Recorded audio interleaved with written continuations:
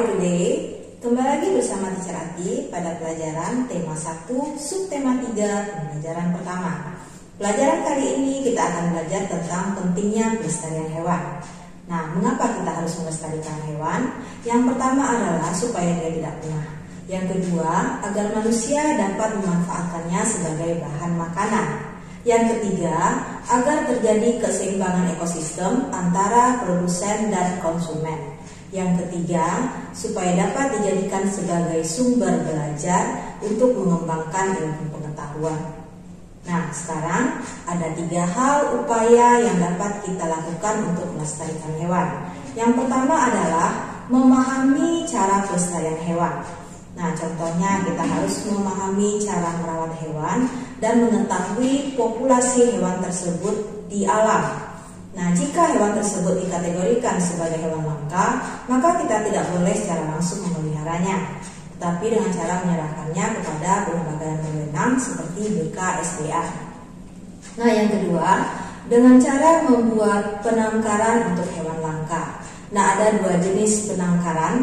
Yang pertama disebut dengan ex situ, yaitu di luar habitat asli. Contohnya adalah kebun raya, kemudian taman safari dan kebun binatang. Yang kedua adalah in situ, artinya dalam habitat asli. Contohnya adalah Taman Nasional, Suaka Marga Satwa, hutan lindung, dan cagar alam. Nah, sekarang kita lanjutkan pada muatan bahasa Indonesia, yaitu menentukan simpulan pada sebuah paragraf. Nah, simpulan merupakan pendapat yang diambil dari ide pokok pada setiap paragraf. Nah, untuk lebih jelasnya, sudah Teacher perhatikan pada paragraf di samping ini.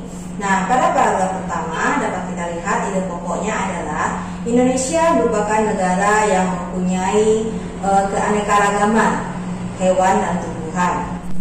Nah, pada ide pokok paragraf 2 dapat kita lihat bahwa Taman Nasional dibuat untuk melestarikan hewan dan tumbuhan. Nah, sekarang kita masuk pada paragraf ketiga. Nah, ide pokoknya adalah bahwa hutan sangat berkurang karena bertambahnya jumlah penduduk di Indonesia. Nah, dari ketiga ide pokok paragraf tersebut dapat kita gabungkan menjadi sebuah simpulan. Nah, dapat sudah dilihat pada tayangan berikut ini. Nah, bagaimana student? Paham untuk menentukan simpulan dari ide pokok paragraf? Nah, sekarang kita masuk kepada fakta politik beberapa negara di Asia Tenggara. Yang pertama adalah Indonesia. Indonesia mempunyai bentuk pemerintahan Republik Presidentil. Kepala negara dan kepala pemerintahnya adalah seorang presiden. Ibu kota Indonesia adalah Jakarta, mata uangnya adalah rupiah, bahasa nasionalnya adalah bahasa Indonesia, dan lalu kebangsaannya adalah Indonesia Raya. Nah, seperti yang sudah kalian ketahui, Indonesia mempunyai beragam suku, budaya, dan agama. Untuk menyatukan keberagaman adat, budaya, serta agama di Indonesia, kita mempunyai Pancasila sebagai dasar negara. Nah, yang kedua adalah negara Malaysia.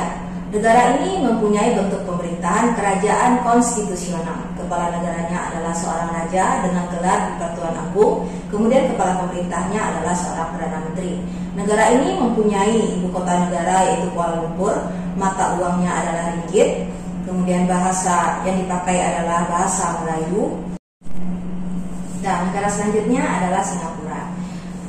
Dulu Singapura dikenal sebagai perkampungan nelayan, disebut sebagai Temasek. Nah, yang berjasa untuk mengembangkan negara ini adalah Perdana Menteri pertamanya adalah Lee Kuan Yew. Negara Singapura mempunyai bentuk pemerintahan republik parlementer.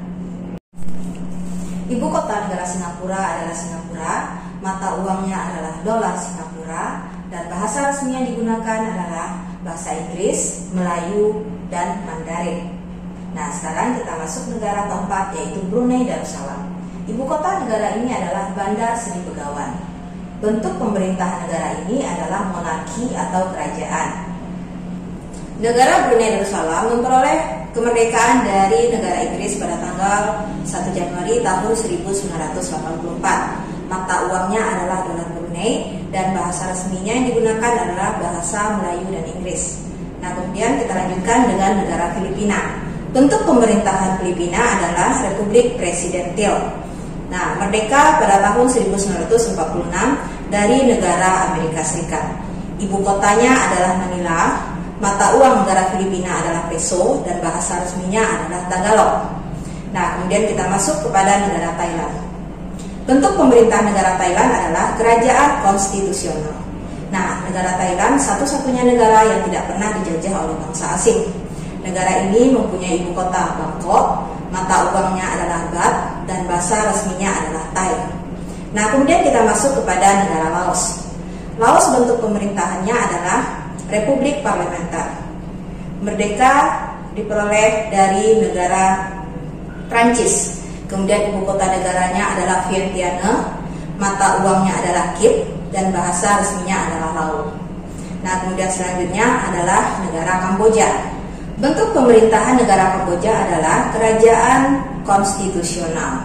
Nah, merdeka diperoleh dari negara Prancis. Kemudian ibu kota negaranya adalah Phnom Penh, dan mata uang dipakai adalah riel, dan bahasa resminya adalah Khmer. Nah, sekarang kita lanjutkan kepada negara Myanmar. Dahulu Myanmar dikenal sebagai Burma. Bentuk pemerintahannya adalah Republik Parlementer. Merdeka diperoleh dari kerajaan Inggris. Ibu kota negaranya adalah Naypyidaw, mata uangnya adalah Kyat, dan bahasa resminya adalah bahasa Burma.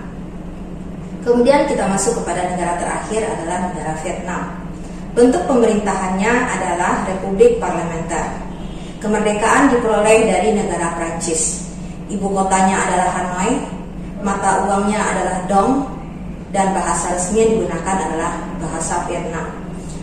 Negara Vietnam merupakan negara sosialis yang dipimpin oleh Partai Komunis. Nah, sekian dulu pembelajaran dari teacher hari ini. Semoga student memahami apa yang sudah teacher jelaskan. Nah, jangan lupa like, subscribe, and share. Goodbye student.